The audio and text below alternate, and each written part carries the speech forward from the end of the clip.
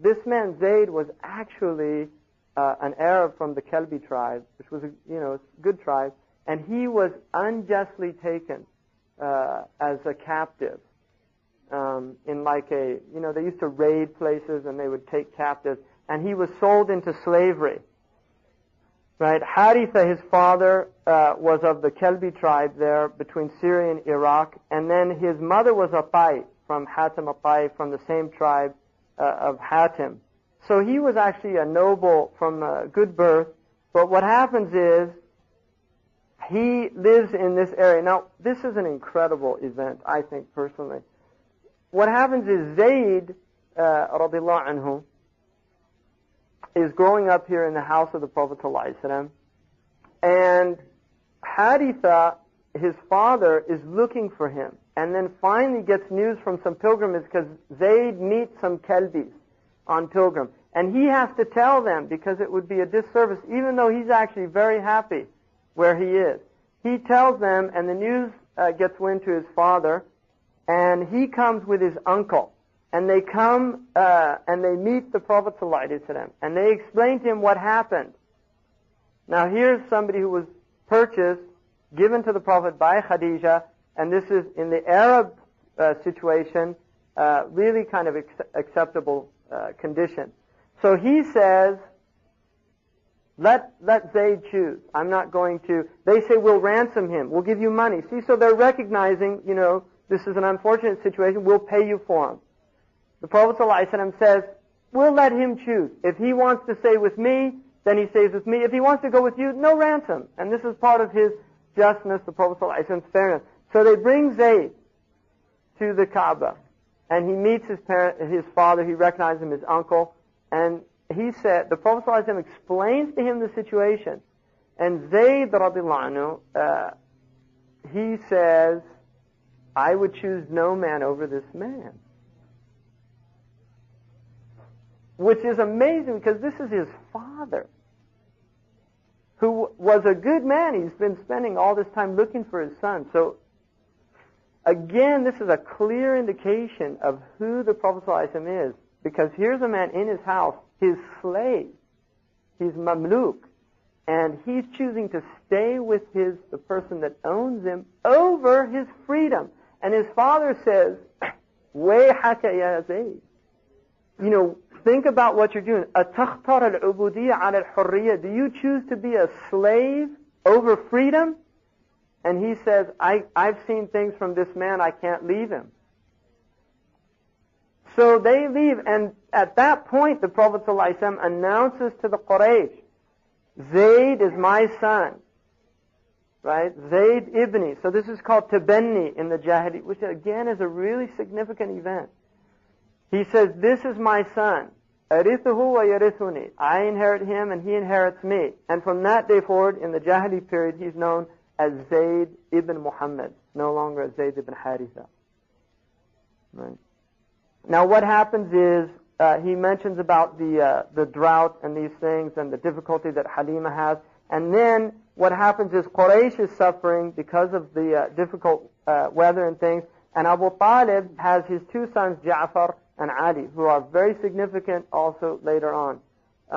And the Prophet ﷺ agrees with Abbas, his uncle, to relieve Abu Talib, because he had a lot of children. So the Prophet took Ali, and Ali is a child now, small boy.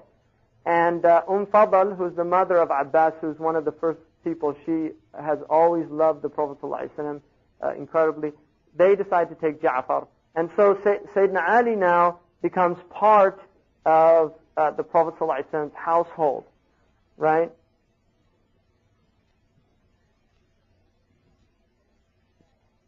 And then Barakah comes back to the house. And then another important event happens, which is Abu Lahab proposes to the Prophet ﷺ for his two sons, Uthman and Utayba. And Ruqayya and Kulthum are both betrothed to Abu Lahab's son. Now this is important for a number of reasons. One, there's a recognition in Bani Hashim now that the Prophet ﷺ is a Za'im. Even though he is not somebody who is in any way asking for this position. He's not somebody that's out there, rallying Bani Hashim to take what's theirs, which is the leadership of Quraysh. But they all recognize there's something extraordinary about this person, the sagacity of his intellect, the wisdom that he has, his abilities, the eloquence of speech. Although he spoke very little, when he spoke, everybody recognized that he had an eloquence that was unmatched in Quraysh, despite the fact that he's not speaking poetry. And so Abu Lahab is obviously here trying to get in, right? Because to marry his children to the daughters, in their culture, you're marrying also for social positioning. And so the Prophet ﷺ at this point is really not somebody that looks in terms of his material well-being. He's got some money now because of Khadija, but he's not a Makhzumi, he's not from the stronger tribes, he's not a Shamsi or an Umawi, he's a Hashmi. And although there's a blood bond here with Abu Lahab, despite that fact, Abu Lahab, I think really, and he indicates this, is looking for some benefit here. And so he marries, the Prophet ﷺ agrees to them, and they become part, again, of the household. And this will create a problem later on. We'll see that. When Abu Lahab becomes such a vehement enemy, this causes a lot of turmoil for both Ruqayya and Kulthum because of they're married to Utbah and Utaybah, and their fathers become one of the biggest enemies. Now, another event that's really important here is when the Prophet ﷺ is 35 years of age, the Quraysh are going to rebuild the Kaaba. And the Kaaba was, according to their tradition and according to our belief, was built by Ibrahim alayhi salam. But to touch it in any way that was harmful was considered an incredible sacrilege. And so they're actually very worried about doing this. And does he mention about Walid ibn Mughira? Not sure if he did. Yeah, Mughira. Walid ibn Mughira, who's very tough Qurayshi one, they're all afraid to lay a hand on the Kaaba. And what happens is a snake is coming out every day when they go to do this. It's a mean-looking snake, and they take it as an omen, we shouldn't be doing this. Right? And then one day a bird comes and takes the snake off. And so they say, okay, now we've got permission. But they're all still really afraid. And Mughira goes up there and he says, don't be worried, to the Kaaba. Said, this is for your benefit. And he takes the first strike. What they do is decide to wait a day and see if Mughira drops dead or not. Right? And in the morning, Mughira's all right, and so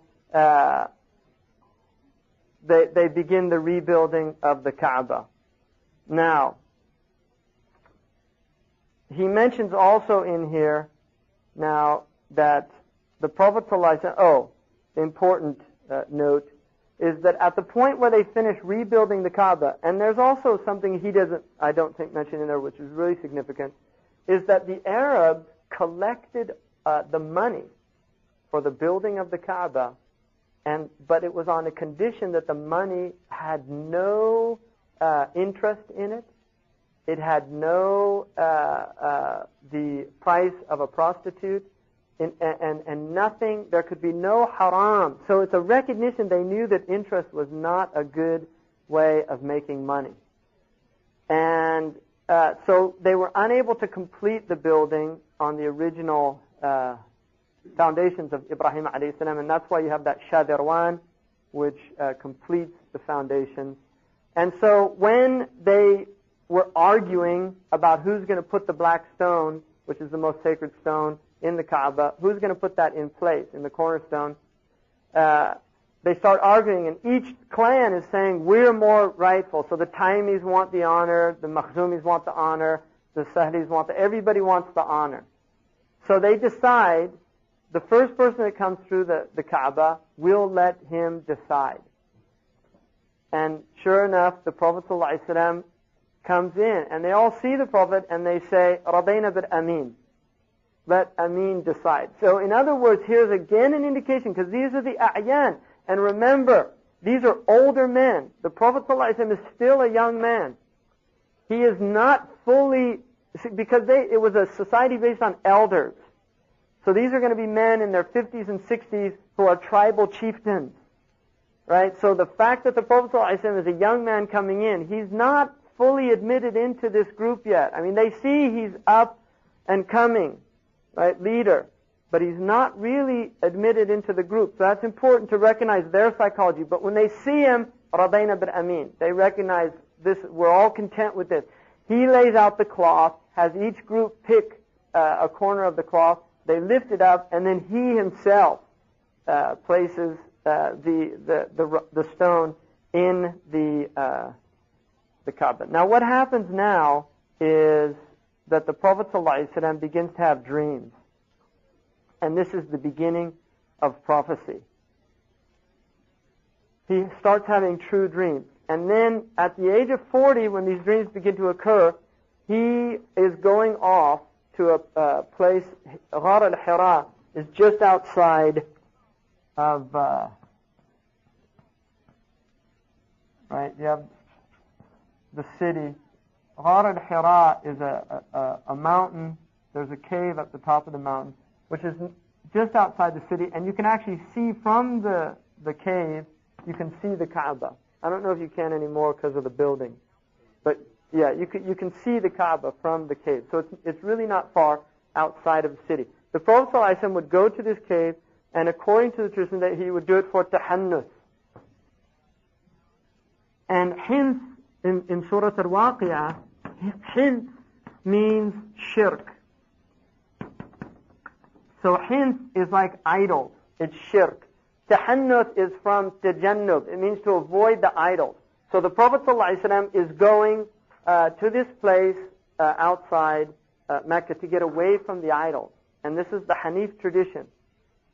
And he's doing the ibadah that he was doing, his meditation in the cave, and he has a vision, which is that, I mean, not a vision actually, he sees the angel. So it's actually a clear seeing.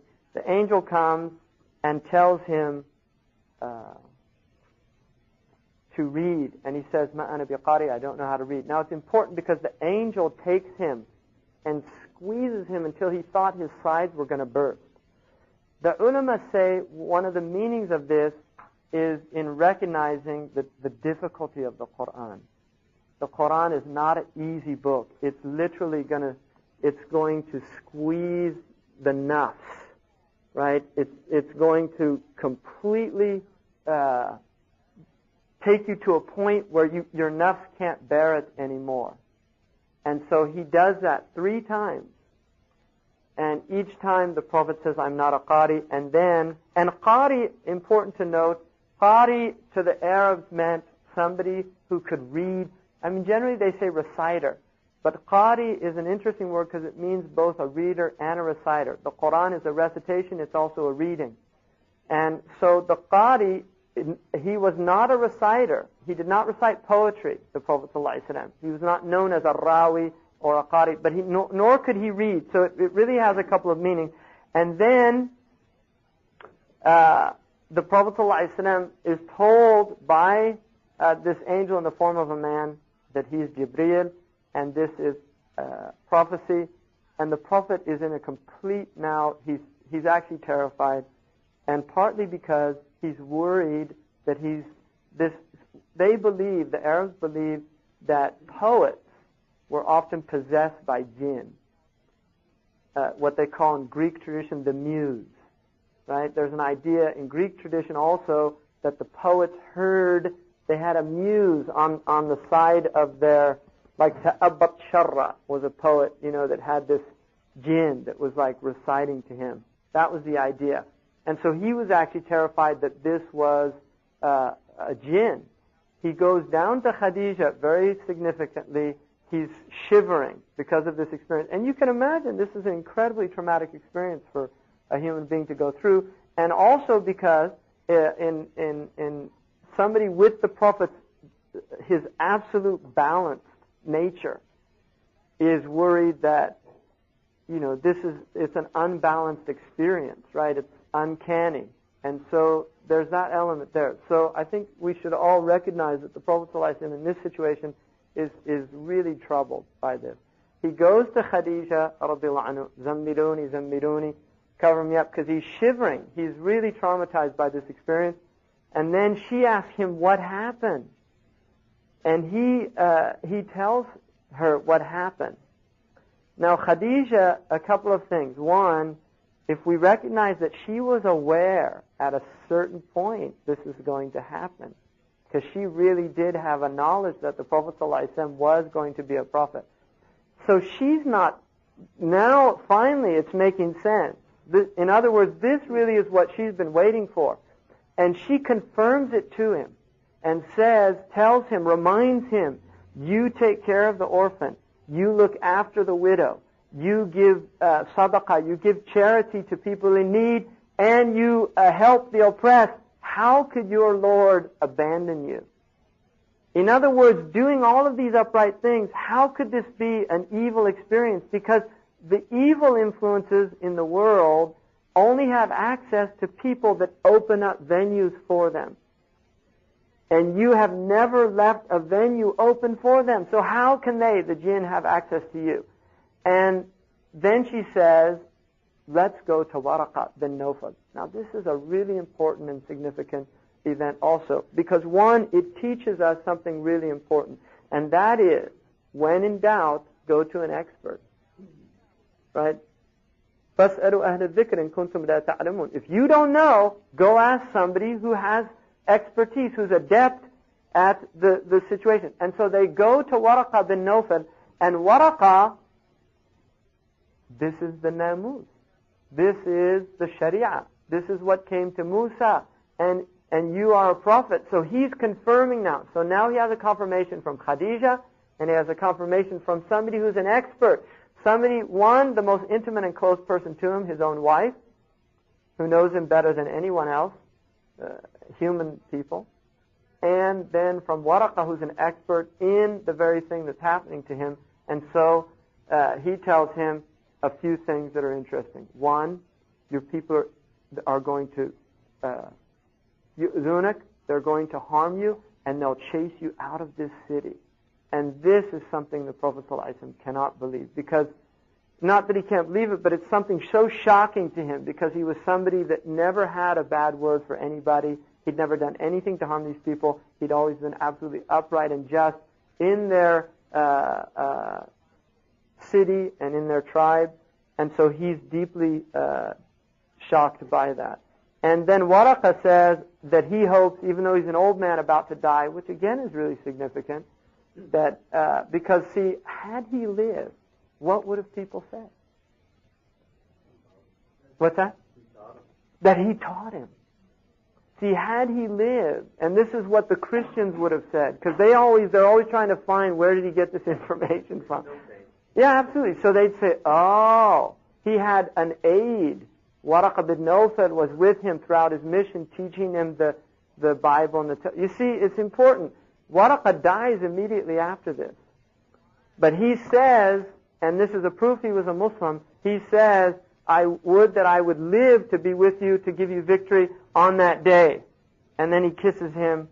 And then, so he's had these two assurances now. And then the next revelation, so the first one is Iqra, and then the next revelation is a single letter, right? Noon. And then وَالْقَلَمِ وَمَا يَسْطُرُونَ. So it's very interesting that the first revelation is Iqra, write, and then the second revelation is Noon, right? وَالْقَلَمِ وَمَا يَسْطُرُونَ. I mean, read. So here, the first two revelations are related to how we learn, right? Through reading and writing, right? Transmission of knowledge. And then waduha, there's a period, a break here, and a period. Now, what happens is the worship. The Prophet is commanded in the Quran, فَاسْتَعْ بِمَا تُؤْمَرْ وَأَعْرَضْ عَنِ الْمُشْرِكِينَ. He's told in the Quran, Do what you're commanded to do, submit to it, and avoid the mushrikeen. In other words, don't fight them, don't do anything, just avoid them. And this verse in the Quran, once the Prophet was at the Kaaba, and he read that verse, and a Bedouin was there, and he went into sajda. And the Arab said, did you change your deen? And he said, La wallahi. He said, by Allah, I didn't change my deen. They said, why did you make sajda? He said, because of the fasaha of those words. The power of those words. He was just so impressed by that. Fasda bima tu'mar. He was so impressed by that it put him into sajda, which again, it's just telling us they really recognize the power of this book. So he's commanded to do that, and he says that the religion's based on ritual purification and prayer. Allahu a'lam. I mean, at this early period of time, even though he's commanded to avoid najasa, rijs, and these type things, there's really they're being taught tawheed during this first period, and obviously they're making dua and these things, but the prayer is given to him later. And so he begins. The first to embrace it, according to our tradition, is Khadija. And Waraqa, although he's not generally placed amongst these, he definitely believed in the Prophet ﷺ. But from the Ali in the household accepts, and he's only 7 years of age, he's a small boy. And then Abu Bakr, who's his closest friend from the Taymi clan, he also embraces it. And Zayd, who's still the adopted son of the Prophet because that hasn't been abrogated.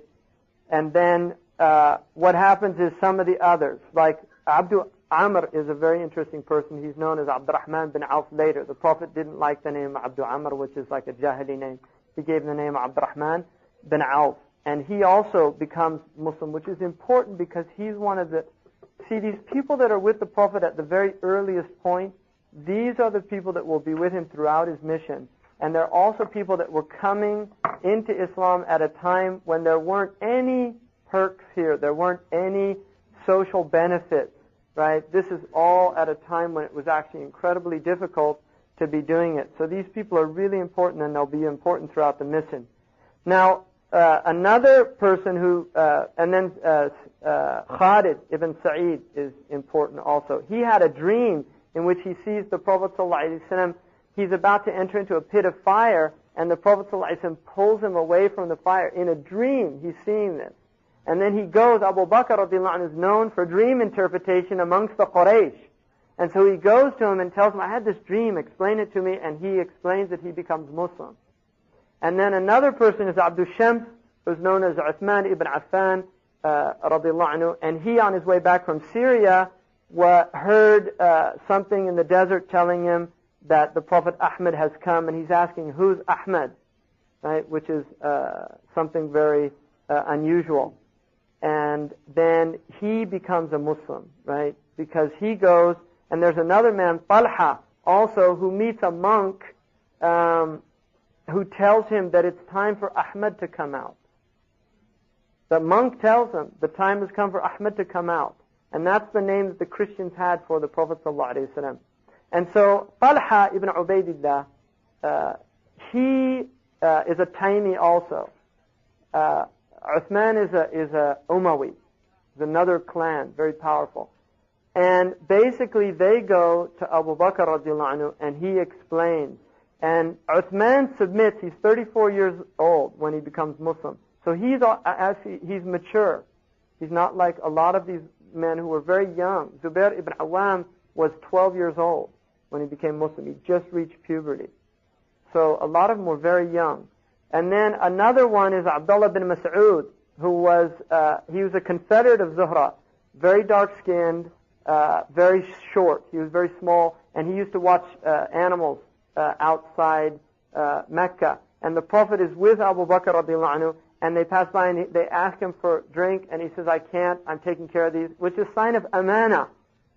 Right? Nobody's going to see him giving some drink. It's a sign of amana. He said, I can't, it's a trust, they're not mine. So the Prophet asked for one that doesn't have milk. And so he brings it, and he puts his hand on the udder, and the udder fills up. So here's a clear mu'jiza. Ibn Mas'ud sees that and then asks Abu Bakr, what was that? And Abu Bakr explains to him, he becomes a Muslim also. He's very important because he's going to become one of the greatest of the scholars in Islam, right? Abdullah bin Mas'ud. And he eventually goes to Iraq, becomes a teacher in Iraq, and Abu Hanifa radiallahu anhu's madhab is based mostly on his position, fatwa. But he really is considered one of the greatest Muslims. And also, it says here, which is true, he's memorizing everything that comes down from the Quran. And he actually says at one point, there's no verse in the Quran that he doesn't know where it was revealed and why it was revealed. Right? So he saw very early on. And unfortunately, he had a mushaf that gets destroyed, it's lost. And they say there would have been an incredible amount of knowledge had we had access to that. And also Sayyidina Ali's mushaf, which went according to the revelation as it was revealed. And then there's a period in which Ya Ayyuhan Muzammil comes down, and also Ya Ayyuhan Mudaththir. And during this time, Khadija, beautiful, is given greetings from Allah subhanahu wa ta'ala, also indicating her incredible rank amongst the women and amongst the men. And then really what's happening here now is there's not a whole lot of hostility yet, although it's starting to get out, the word's getting out. But then something very important happens, which is أَنذِرْ عَشِيرَتَكَ الْأَقْرَبِينَ. Allah commands the Prophet to warn his tribe, right? And this is a command. So now he has to go to his tribe. And what happens here is he calls the people, the Quraysh, to a gathering. Not Quraysh, Bani Hashim. And he tells them that the first time they eat, and then as he's about to talk, Abu Lahab gets them out. And so they all leave. He calls them another time, and again Abu Lahab, who's really he's not a nice person. I mean, that's the least we could say about him. And his face was like, they called him Abu Lahab because it looked like it was on fire. Subhanallah. But the Prophet ﷺ tells them that, what if I told you there was an army just over the hill about to destroy you? And they said, we'd believe you because you're Al-Amin. No reason why we wouldn't believe you. He said, what if I told you that I was a prophet from Allah and I have to warn you from this fire, this raging fire? And then Abu Lahab says, Tabban laka. Alihada jama'atana, Tabban laka. Like, which is, may your hand be lost. Is this what you called us for? And Allah reveals Tabbat yada Abi Lahabin wa Tabb, which is another really significant thing, because one, this is very early on, and that's an early surah, and had Abu Lahab become Muslim, right? I mean, this is a clear mu'jiza, because the Quran condemns him to the hellfire, and he doesn't become Muslim, right? Many of these people end up becoming Muslim. He never becomes Muslim. So he's commanded to do that, and then he says, will anybody, help me in this matter? And all of his relatives, I mean, you can imagine this, it's a devastating event, because here the Prophet gathered them all, they've eaten, they ate from a small amount of food that was enough for all of them, and then the Prophet says, will any of you believe in me and help me? They all blank face. Sayyidina Ali stands up, he's a few years old, he's probably now about 10 years old, and he says, I'll be with you and stand by you. And they all start laughing.